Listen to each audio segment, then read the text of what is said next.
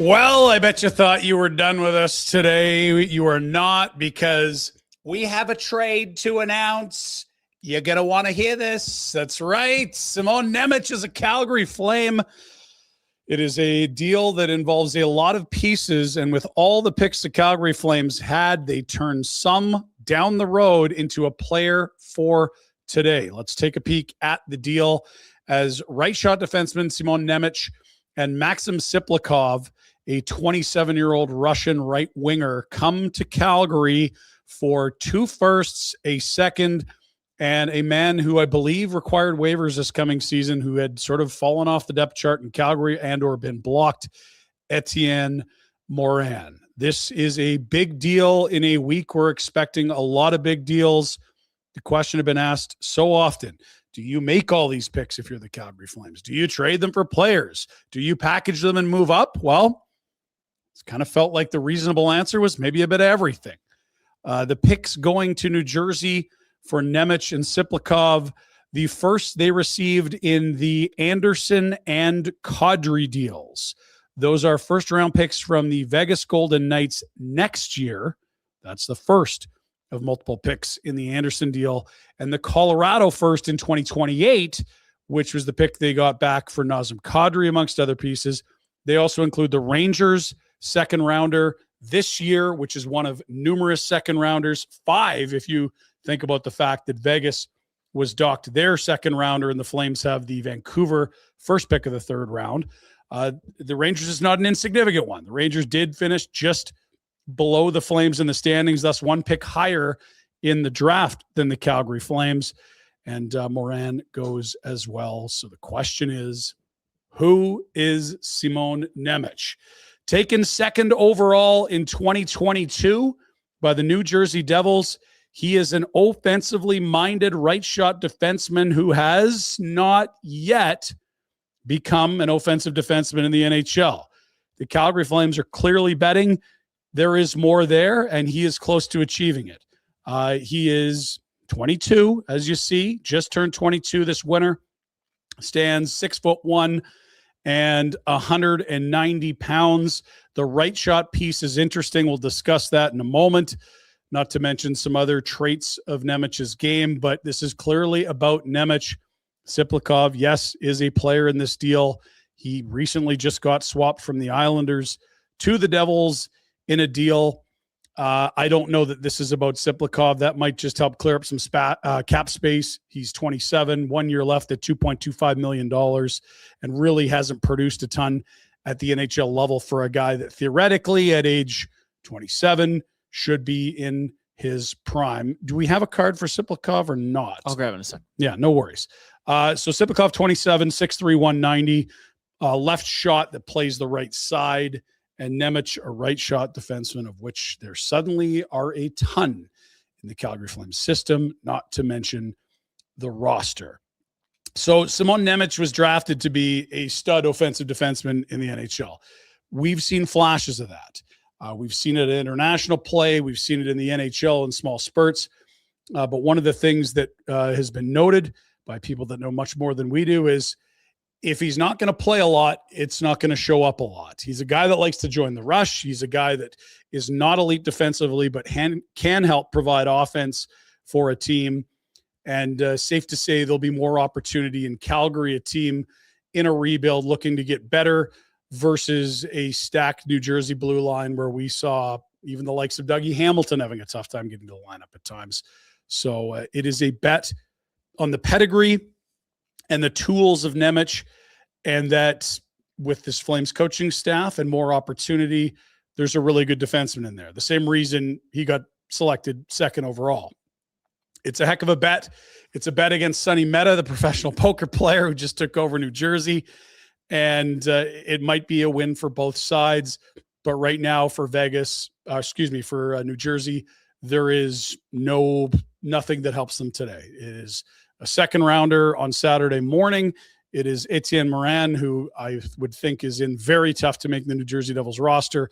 And it's a couple firsts down the road that they can either use as assets to make trades and or just more picks down the road. It was clear Nemec was not going to be a fit in New Jersey. I believe there was a trade request at some point over the last 6 months, and the Calgary Flames are his new home.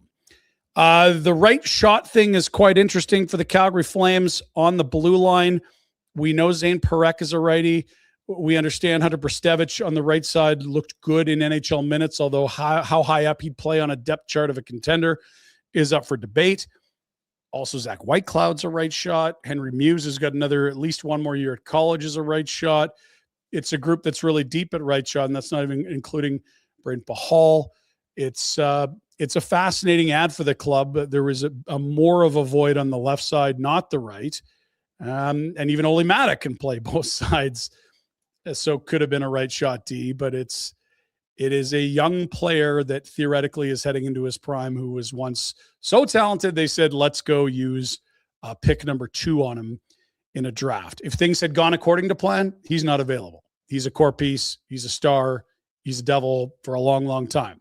Hasn't gone that way yet, but that doesn't mean he's not going to be a very good player with a different scenery, different environment, and certainly more opportunity with the Calgary Flames. Let's get into some of the advanced stats on Nemec. What is he good at? What is he struggling at this juncture in his career? We showed you there's not a lot of NHL games at this point. This is from Jay Fresh. What you're seeing is a guy that, okay, he can finish. He's good at scoring goals for the role he's played in. He struggles defensively, and it's a work in progress. We can see that. And they're saying essentially he was utilized in sort of a second pair type minutes situation last year, but I think there's lots of upward opportunity for minutes for him. Scouting report, Jack, on Nemec. This from hockeystats.com, describing the player, what he does, what he's good at. Let's go to the blurb with all the writing, less numbers. If we want to try that, we'll give it a go. This here is showing you what's he good at, what's he struggling at, but the scouting report's going to be okay, a little more English and understandable for the non-advanced analytics crowd. A developing offensive defenseman who's at his best when activating offensively along skilled line mates, has a knack for identifying opportunities to jump into the play, fill space, connect the dots using mobility, puck skills, and vision.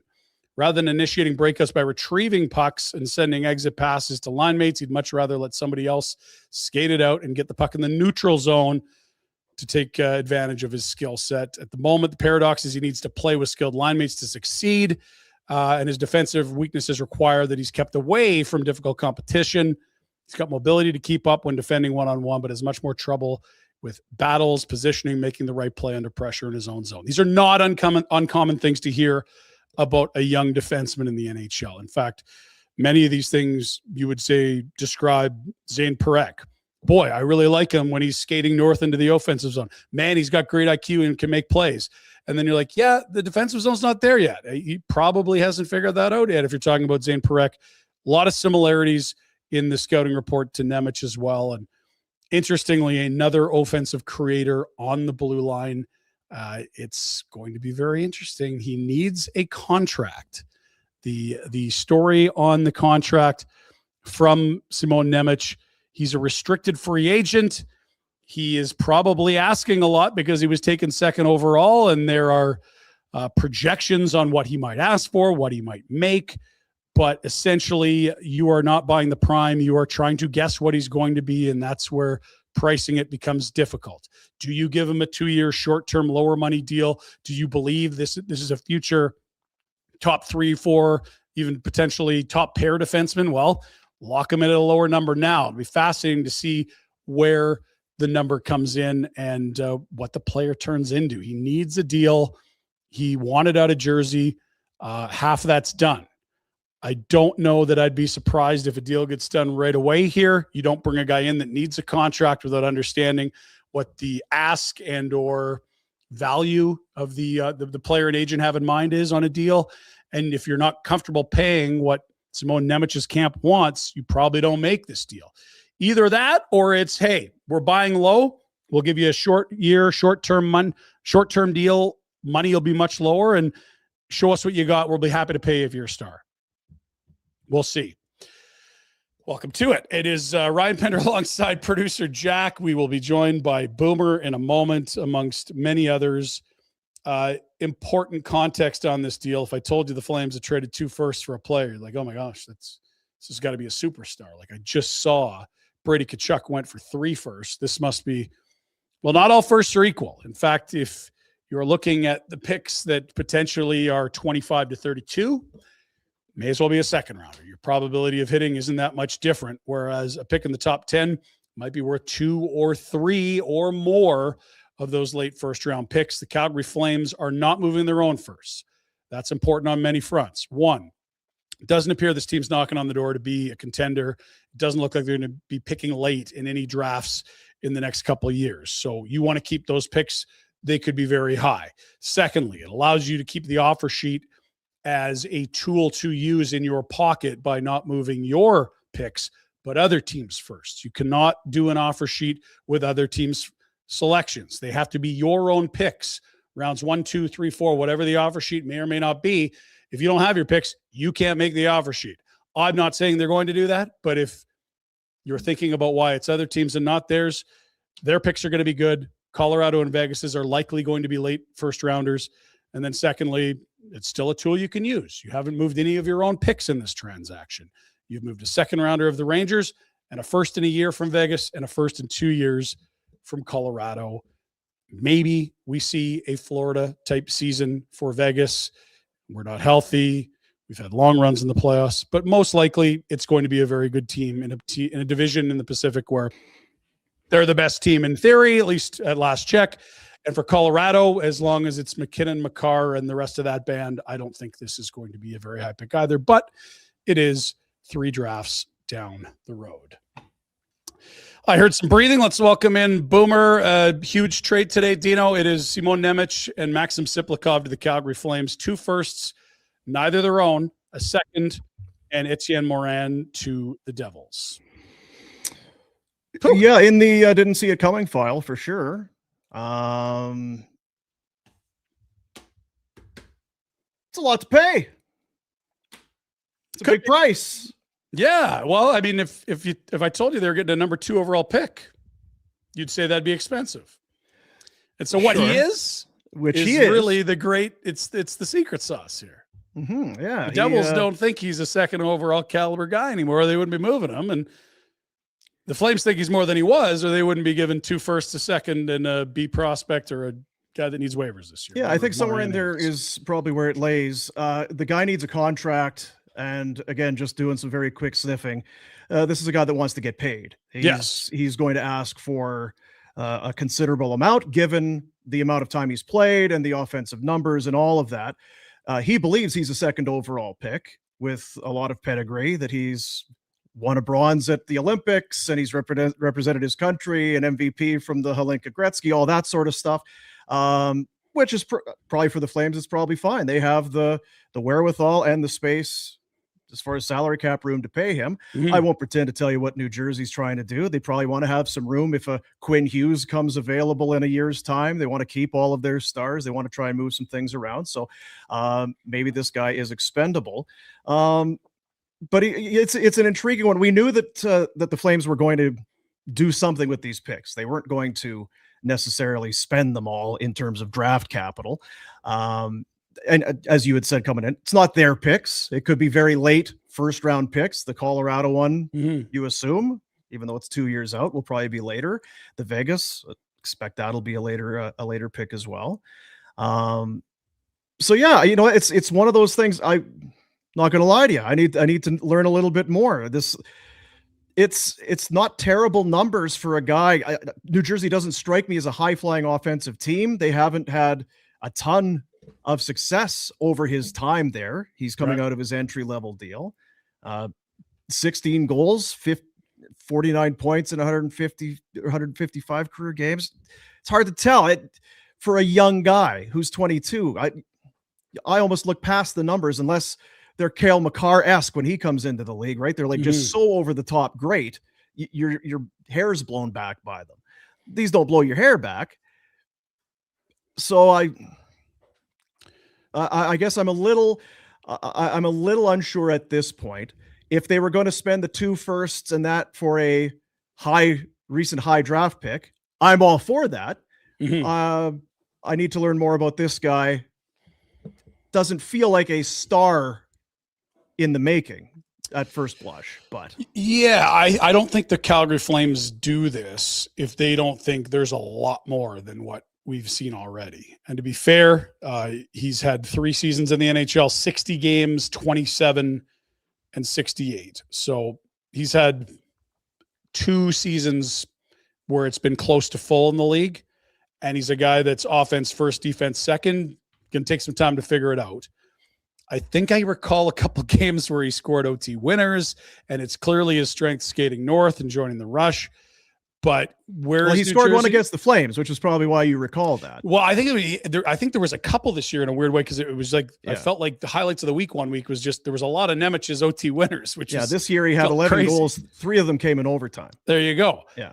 And so you don't go get this guy if this is what he is. You go to get this guy because you're like, he is about to figure this out. This is a 22-year-old that wants to get paid based on second overall, knowing he'll get better. Do the Devils believe it's going to happen? Do they have the minutes to offer him there to allow it to happen? Don't know. Also a new GM there. Calgary thinks there's more here. That's clear. When they think there's, they give up. And that he's just starting to scratch the surface. Yes. 11 goals last year is, for any 22-year-old, it's probably not terrible, I guess, but from the blue line, he's averaging 1940 of ice. So they were using him plenty. Mm-hmm. This is not the Kevin Ball trade, where Kevin Ball was clearly a defensive guy that was a stay-at-home guy. It is curious that they would now have he and Parekh, a right shot guy with offense first capabilities. It's probably the harder of the two to acquire, I guess, is the puck movers and the offensive guys. You can maybe find the rugged stay-at-home guys elsewhere. They've got White Cloud. They have Ball. They could probably start to wrap their head around what this blue line starts to look like down the road. Yeah. Jack had noticed something I hadn't thought about, and it's a great point upon review. We saw the odds for Viggo Bjork versus Keaton Verhoff at the 6 hole on Bet365, and Bjork was less than even money, and Verhoff was like plus 625. You're like, oh, that's weird. It kind of felt like it's a toss-up. We don't know where books get information, but we know they have lots of it. It feels almost impossible for the Flames to go draft a right shot defenseman now in the 6 hole. If you're about to commit to Nemec, you've already got Parekh, you've got Henry Muse in the system. Brstevich is a righty. Like, maybe there's another deal here, but I genuinely think they like Parekh and Nemec, and it's not to stop talking about the draft, but does it not feel like Viggo Bjork time now? Weird. It's hard. I guess unrelated, so. But maybe related. Because we talked about an hour ago on the show, there's big debate ongoing right now in the Flames front office. Does Bjork have enough size for them to start to put some faith in him at center? Craig said on the show last week, I like guys with size, and Verhoff does have that, whereas Bjork certainly doesn't. I don't know. Maybe this does. It is curious a little bit.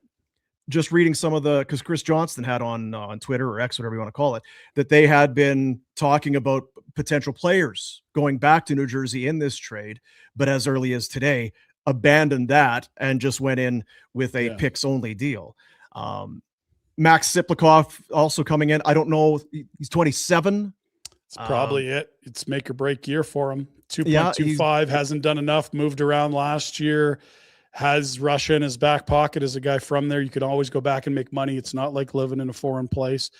And they have a billion wingers.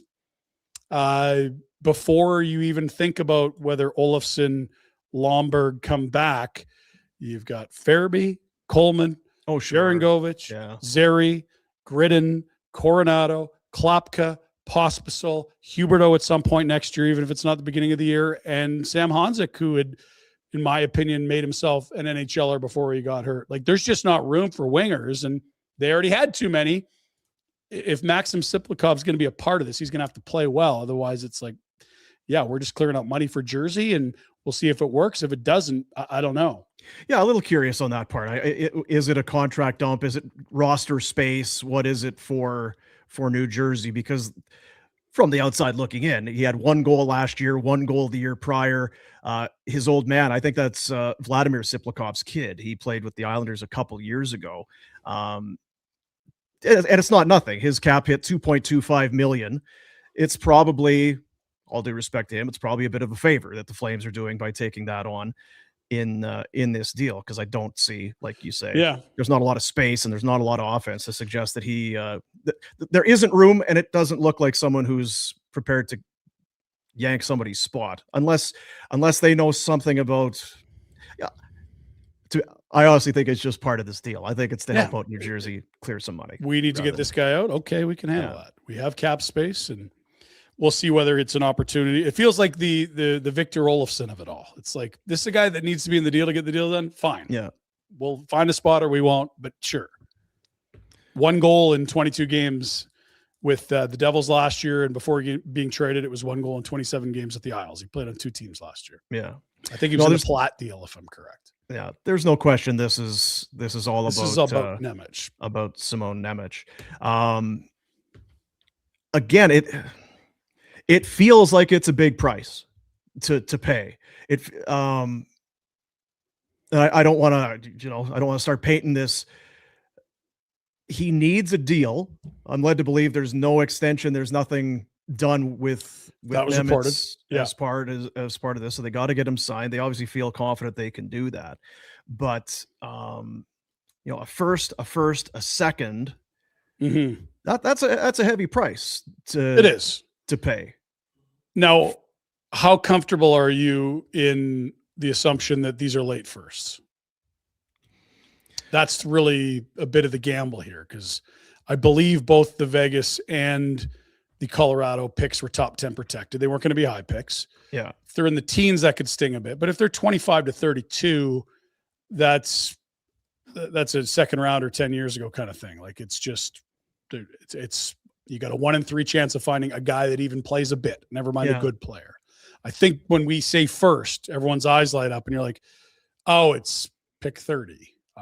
You can hit there. You can absolutely swing and miss there. That's a defenseman. No, he doesn't have that. And the metrics say exactly that. He can join the rush and create offense. He's got tools. It's interesting. I mean, when you watch the progression that Zane Parekh had this year, from like a fall where he couldn't impact things on a really bad team, for actually a strong suit of this staff is that they've taught structure well, and there's some work to be done. This is a project, but it's a guy that went second overall, who, as unpolished as he is, has already eclipsed double-digit goals in less than 3 full seasons in this league. He's 11 last year. Interesting watching those highlights. The one is a overtime goal, and the one is round 4 of the shootout. That's early to be going to your blue line. Never mind a 21-year-old last year. Yes. Yeah. Like, this team has Hughes and Heischer and only him. Okay. Yeah. Yeah. And going back a few years, because he was drafted second in 2022, which, it's getting on now, but still at that time, I remember the name, but I guess once you go to New Jersey, we kind of, turn the spotlight off, lose track of you a little bit. Mm-hmm. But looking back, just kind of doing a skimming, you remember this guy was playing. Now it's Slovakia, right? It's not a hockey powerhouse, but was playing with men at 16, like was playing in the top league there as a child. Represented his country 3 times at the World Hockey Championships at 18 and 19. He was Winter Olympics in 2022. Now I get it. It's not a superpower, but that's a young kid. He has been an elite level throughout his minor hockey and into his draft and all of that. So what do you got? It looks like you have someone who is brimming with talent and skill that you now just need to very much a work in progress, like clay to mold it. Yes. And what do you want to see? Can he be a 40, 50 point D man? Do you want him to be a 50 point D man? Probably, obviously, right? Yeah. Yeah. It's been a while since the Flames have had this kind of a blue line. If Parekh is part of it, and we assume that it's going to be, where you would have that much kind of dynamic offensive ability back there. Yeah. Never mind both on the right side. It's interesting. How do you feel about that? It's curious because if you're trying to build a pair to shut down other teams, I don't think you're using Parekh or Nemec. We did see them tinker with Zane on the left side a tiny bit at the end of last year, and I can't speak to Nemec's ability to play the opposite side, but I know they've moved Whitecloud and Mata to both sides at times. These aren't going to be, we're up a goal, a minute left, put them out. Both of them aren't. And even if they become much more well-rounded, I still don't think they're quite there. You will have a pair, your Regeers and Warners of the world, that you want out when you're protecting. And so who's that going to be on the right? Do you want these guys on the same pair and flip one of them to the left side? Play just absolute fire wagon, ozone starts, load them up with great line mates, try to catch other team's fourth line out there. It's fascinating because he is, I don't know that I would say they're, identical facsimiles, but like he and Parekh have the same skill set. They're better in the ozone. They haven't figured out the D yet, and they've scored at every level they played. And we wonder how well-rounded they'll be in the NHL. It's a similar type of project they're working on here. Some people in the chat asking about, the protection of the draft picks. I believe both the Anderson both are conditional first round top 10. Yes. They're both top 10 protected. So you don't run the risk on either of these firsts going to Jersey that they're going to be top 10 picks. Now, what happens if they do fall that low and the Flames owe another pick? Great question. We'll have to wait for those conditions. But I think we'd all be expecting next year's Vegas and 2 years from now's Colorado to still be very competitive based on just the sheer star power of their rosters at this point. A guy who's much closer to it joins us here on the Crystal Waters guest hotline. Pleased to be joined by Mike Rupp. Rupper joins us on a moment's notice, so we appreciate that. How are you today? I'm good, boys. How you guys doing? Well, we're good. We're learning a lot. It's been a lot of New Jersey. Toffoli going, Markstrom, and we got Kevin Ball coming in. We're really getting accustomed to doing our homework on the New Jersey Devils, and we're digging again today. The pipeline has been open for quite some time, and it continues. I was a little surprised by that when it went down a little bit ago. Just as far as, I don't know, I always thought that Simon Nemec was going to be part of, I think, a bigger deal as far as multi-pieces, as far as roster players. I know Siplikov involved, but it always kind of felt like him and Dawson Mercer were going to go somewhere for maybe a bigger package. So I'm a little surprised by that, but this is, I guess, the first domino to fall from the New Jersey side as far as what's going to change going into the next season. We'll get to what the Devils are up to next in a moment, but what is Simon Nemec at this point versus what the ceiling might be? Yeah, so bear with me a second because the first thing I'm going to say, it's going to probably not paint it out to be that great for Calgary. I want to pump the brakes on that, though, a second. Just speaking freely, there has been some chatter amongst New Jersey and New Jersey fans that, hey, how come Simon Nemec would be out of the lineup for stretches? And the things that maybe they saw Luke Hughes getting away with, just always back out there. And they said, well, why is Simon Nemec been treated differently? Some of that is true. I think there was a longer wick with Luke Hughes. I think the franchise decided that this is a cornerstone for us. And I think that was the right decision. I think he is an exceptionally better defenseman than Simon Nemec. Now, that doesn't mean that Simon Nemec cannot get better. I think you only have so many guys in your lineup that you can have just freewheeling and making mistakes and throwing them right back out there, right? So they kind of chose their guy. I think it was the right choice, but that kind of maybe leaves some murky waters on what Simon Nemec is long-term. The one thing we've learned about him, especially this past year, when he gets force-fed minutes, he's a different defenseman. And I would expect him to get force-fed minutes in Calgary. I'll say this. I don't believe today he is on a good team. I don't believe he's a top four defenseman. I don't know if he will be a top four defenseman on a good team someday. But there's still a lot of unknown in Simon Nemec. He has this ability to find the back of the net with his shot. He does a lot of things defensively that kind of frustrates me. But he just hasn't had those opportunities to grow through those things. So I know that may be a little bit of a negative breakdown of him, but we're not going to know until he gets his minutes, until he evolves and makes those adaptations into his game. Can he be a top four defenseman? Absolutely. He's drafted second overall for a reason. Hopefully he finds his home there and is able to get to be a top pair defenseman in Calgary. But right now, he still has some work to do. And he's a very unfinished product up at this point. You mentioned that. Sorry, ahead, I just wanted to ask. You had kind of mentioned there about the more minutes he gets, he is a different defenseman. Can you kind of elaborate that? Is because we got Rhett Warner on our show, and he always talks about I want minutes. Let me play minutes as opposed to barely getting out there. What does that mean for Nemec to play 20 plus? So he's a minutes eater, like most defensemen are going to be, especially being picked that high, right? That's the only hockey he probably knew going up to getting drafted second overall. And again, not to go back to New Jersey, but I think about this in the NHL too, just even as blue chip prospects that are forwards. You only have so many guys on the ice in your 18-man roster that you could just have carte blanche. Just do whatever you want. The high-end guys, you can't do that with too many guys. You're never going to win hockey games. And they already had on a team, Luke was given that. Quite frankly, Dougie Hamilton, he kind of ad-libs quite a bit as well. So you didn't really have like a roster that allowed Simon Nemec to like learn through his mistakes. And so what I mean by him getting more minutes, he just feels the game better. Like he's more involved offensively. He'll jump, and he'll want to go as much as he possibly can. If he's got the green light to do it, he can make some things happen. He has this really great ability of being like that second wave on the attack, whether it's on the rush or even in zone. Just kind of, he likes to sneak in the play, top of the circles, and he's got a really good shot.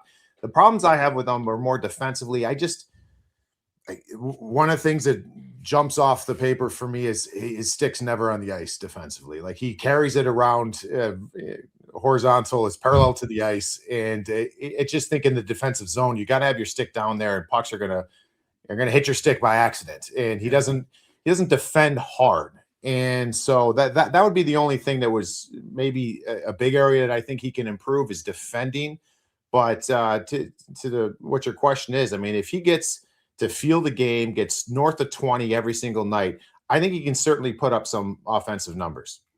So if you're Craig Conner and you make this deal, you're like, okay, it's a bit of a project, but again, we could teach a guy to put his stick on the ice. We can encourage him to battle harder, and he is going to get those minutes that, as you talked about, he's a stud coming up. He's always played huge minutes. Yeah. He's only got to beat out Zach Whitecloud and a kid who's 19 here from the right side right now. Yeah, I mean, it really is kind of the perfect spot for him, and because you're gonna smoke it out. Like there's no other way of doing it. I think I think the tough love type thing is passed on Simon Nemec. Now it's like baptism by fire. Just chuck him out there and just let him know and let him feel that. Hey, you're gonna make mistakes. We're gonna let you know. The ice time might be altered at different times, but guess what? You're going right back out there. I'll tell you this: he has not had that in his young career yet, and as a player. No matter if you're a fourth liner, a top line guy, defenseman, 7 through 1, that's all you want is to know that, hey, I'm going to make mistakes. I'm still going to be believed in, and I'll make the adjustments accordingly. Is Sipakov a straight throw in here, or is like, because we've seen one goal in Long Island and then one in Jersey after the trade. He's 27. He's got Russia to fall back on. I'm assuming if you're from Russia, like, is this we need some cap space? Or is there a player left here at this age at that money? This is kind of at the point for him individually. I think that he's got to strike now. Like he's getting to the point here where you're going to be characterized as this is just who you are. He's a big body. You'll see some shifts where he gets in there on the forecheck and he uses his body and he gets that puck back and he hits hard. He's got some really nice hands. The thing I noticed with him the most when he's with the Islanders was he had some really nice finesse. Patty Watt in. I don't think Patty.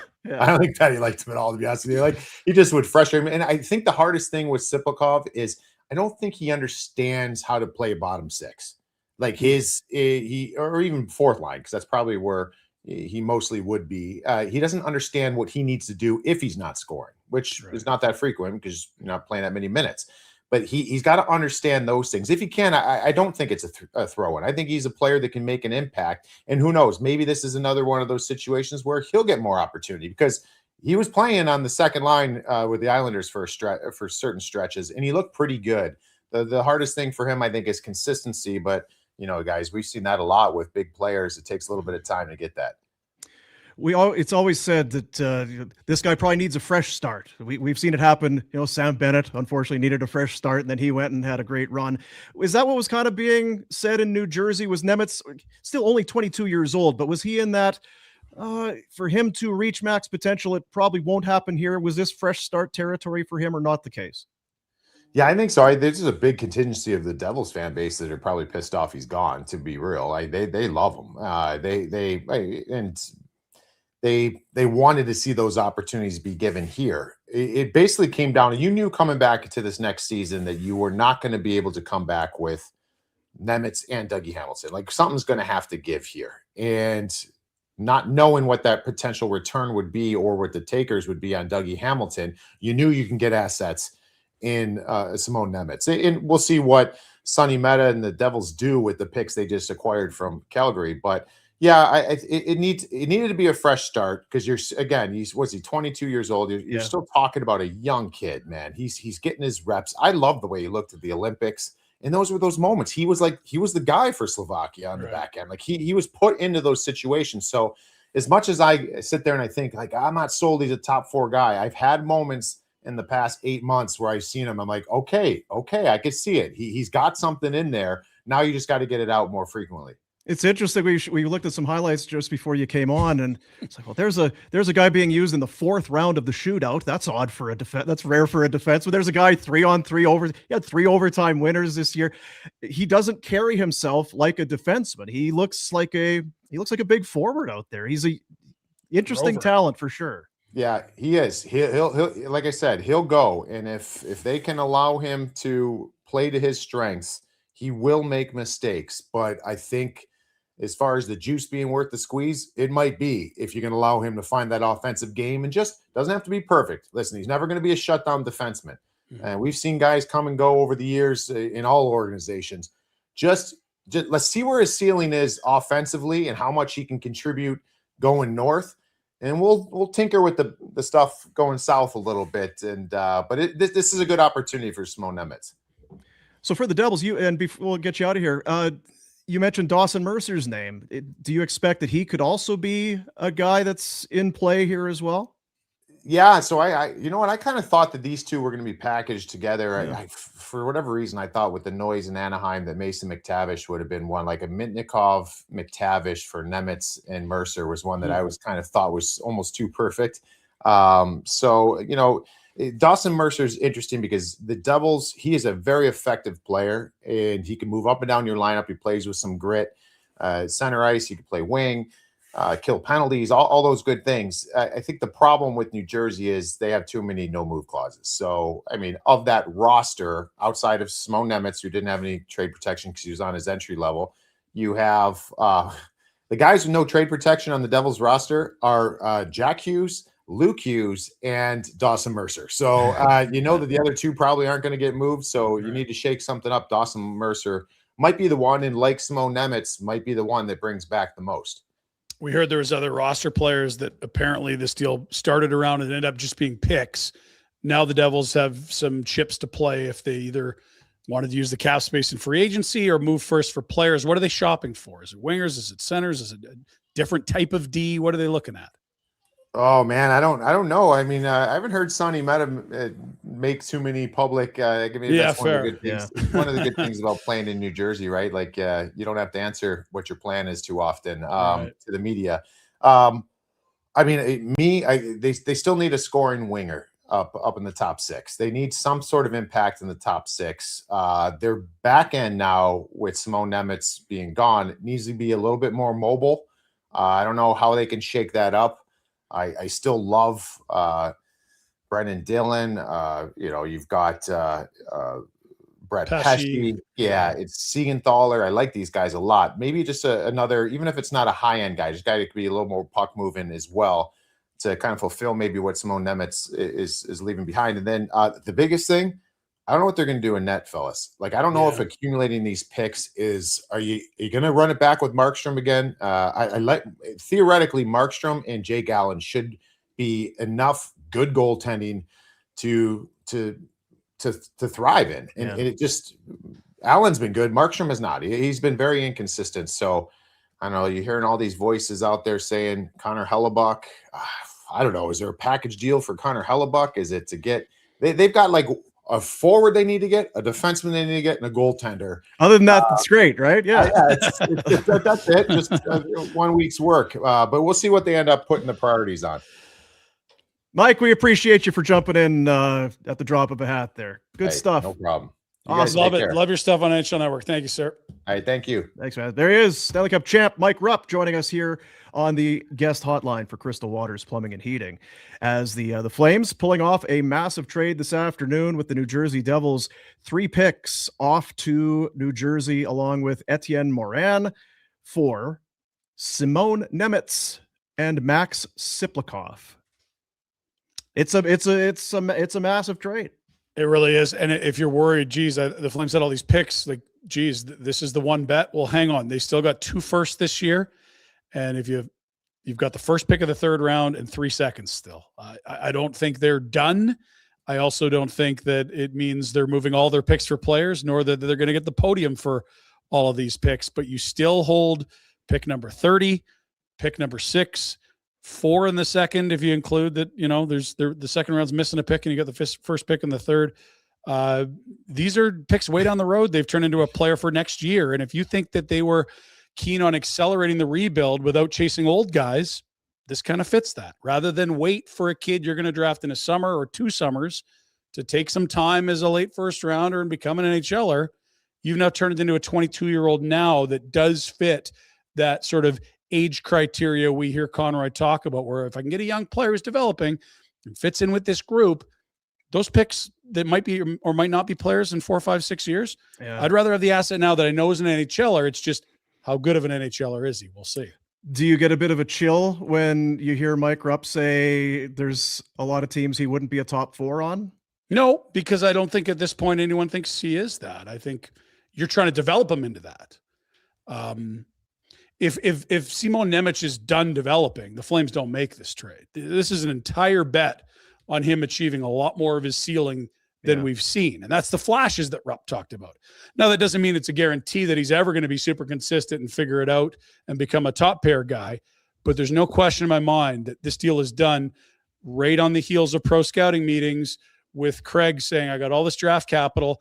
Can I add a young player to fit that can grow with us? They're expecting him to grow. Interesting what Mike was saying about the length of rope that he would get. Yeah. I would guess for a guy like Sheldon Keefe, I don't think he has the luxury of putting his feet up. I got all the time in the world to bring this team together. We can make some mistakes. The pressure's on for him to win. And like he said, you've already got Dougie Hamilton, who's a little bit, he freelances. Luke Hughes is 22. Then you toss in another 22-year-old guy who's learning his way in the National Hockey League. Yeah, somebody's maybe going to have to pay the price a little bit. You wonder if the pressure, now you're coming to a Canadian market and all of that sort of thing, but I just wonder from a coaching perspective, if he's going to be allowed a little bit more breathing room to make some mistakes and not have a coach in his ear immediately about it. It's a fair question. I think it's some work for this coaching staff, but I don't know that the GM doesn't think they could complete the work or at least do the job if you are going to make this deal. And the Luke Hughes thing is like, they went and paid him. He's their guy. They're committed long-term big dollars to Luke Hughes. You kind of picked your horse when one guy gets the long-term extension and is the same age as Nemec, who needs the deal. Yeah. And it is interesting. It makes me wonder, like you mentioned at the top, like, are there a lot of teams that have a Perek and Nemec type player, both on the same side of the ice? I don't know. Yeah, I don't know. But if you can turn both of them into more well-rounded players, it's incredible offensive skill sets on these two players. He will need a contract. Yeah. Which that is a curious thing. He's coming out of his entry-level deal, so that will be pretty standard fare. But again, he is a recent 2nd overall draft pick. He's going to be looking to get paid. His most recent season is not. There's some pretty impressive numbers there for a defenseman. I don't even know where to begin. I was just listening to Mike talk. What's a comparable? What's a comparable for a contract term? And so Luke Hughes got $9 million a year with huge term. He's probably shown a little more than Nemec, but they're like, we're betting he's going to be a top pair defenseman in this league. And so if the Flames are like, we have unearthed this unpolished gem, let us get to work, he's going to be a GD star, then you absolutely max out the term, watch the cap skyrocket, and it becomes a deal.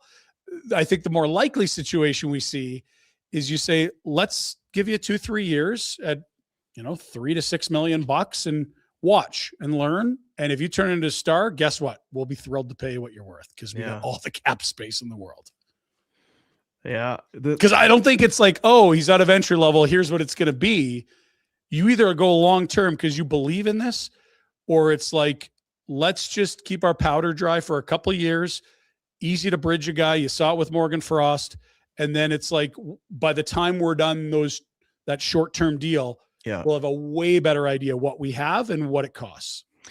This does happen a fair bit. I was just kind of thinking the Flames have done this in the past because it was Elias Lindholm who was coming out of an entry level with Carolina, and they weren't sure how far they wanted to go in a deal, and he wanted more. And Calgary's like, we'll trade for you, and he had the extension, and obviously before he even played a game with the Flames. And the same with Dougie Hamilton with the Boston Bruins. And Hanifin when they eventually moved him, same thing. So it was putting contracts on guys who had yet to wear the jersey, which can be, I would guess, kind of scary for a GM, especially with term, right? With the cap going up, you feel like Flames are not worrying about cap numbers right now. Right. How confident are you? Is it 3 years? Is it 5? You want to, how deep, how in bed do you want to get with this new sexy thing that you picked up? And if you want to give everyone the biggest incentive of the world to be dialed in from day one, make it 1 year.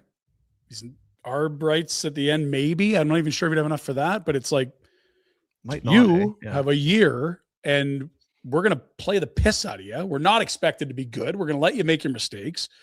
Show us you can be something special and we'll give you the bag. Then you have to do it.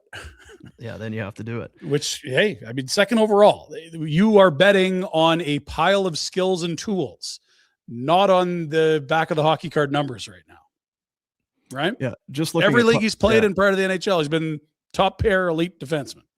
Just looking at Puckpedia, and again, I don't know that he would have arb rights. I mean, you might need another year. We'll see. Might need another year. He's 22, right? It's he's a young lad.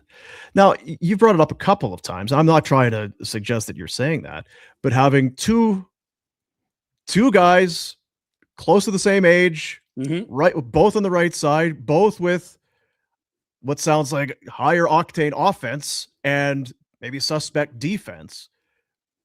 Do you feel like Parekh is in play? That there's not an option to move off of him, or I don't feel like it puts him in play, and it certainly also doesn't make it feel like he's here forever either. Yeah, you're collecting really good young chips. Maybe they can coexist, maybe they can't, and if one can't, if you're like, shit, we can only have one of these types of players, not two, well then shit. Hopefully they're both good players. You can swap one out for assets, but it's a reminder that this team is in such an early phase of a rebuild. You are just trying to collect as many good young players as you can, and how the puzzle pieces fit, we can figure out later. Yeah. Like if Simon Nemec and Zane Parekh, if you have to have the Letang Carlson problem on the same side of the ice running the power, so be it. We'll deal with that problem. But right now I think they're like, this guy, he's way better than this. We believe our staff can do great work with him. He doesn't have the leash he deserves. It's a team that's had a really short Stanley Cup odds for some reason the last 3 years. They're not really willing to let him make as many mistakes as we will. And we're going to have a way better player in a couple of years than the Devils were, willing to work on with allowing him some leash. Because you wonder if, and I don't know, I think each team, GMs, individuals, they will have a thought process on it, on just how willing are they to not so much play guys on off wings, but to have two of the same. Yeah. With this, for another team, would they look at this and say, we can bring in this player, we can bring in Simon Nemec, it's going to cost us this. We'll already have Parekh, who checks the right shot offense. We already have one of those. This trade doesn't make sense. The Flames obviously don't see it that way. Right.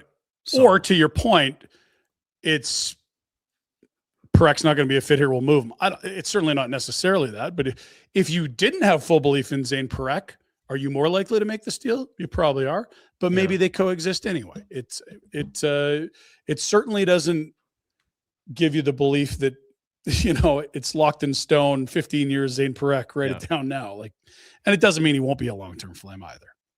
You think about it, a year ago, we found out probably after the fact, but hearing about the Flames chasing after a K-Andre Miller, I don't know how similar, dissimilar, but a young defenseman. I would guess if you tune in or you look at this, they traded a bunch of draft picks. They traded some high-end picks for a defenseman. Well, they've been looking for D for a while now, because I think they went hard at Miller and couldn't get it done a year ago. And it's also a team that's moved out Tanev and Hanifin and Anderson, and over the last 2.5 years, they've liquidated a lot of very good NHL defensemen, and all of a sudden it's a really nice young stable. At the bottom end of that D-core, you've got your Kuznetsov and Brstevich, and you've got Parek and Nemec, and Ball's not old. You've locked him in for a 6-year deal, I believe. It's that with Mata and Whitecloud as the veterans to move around and fit where you need. I don't expect there's any movement on the blue line in terms of, we got to go get a guy. Whereas at center ice, and you're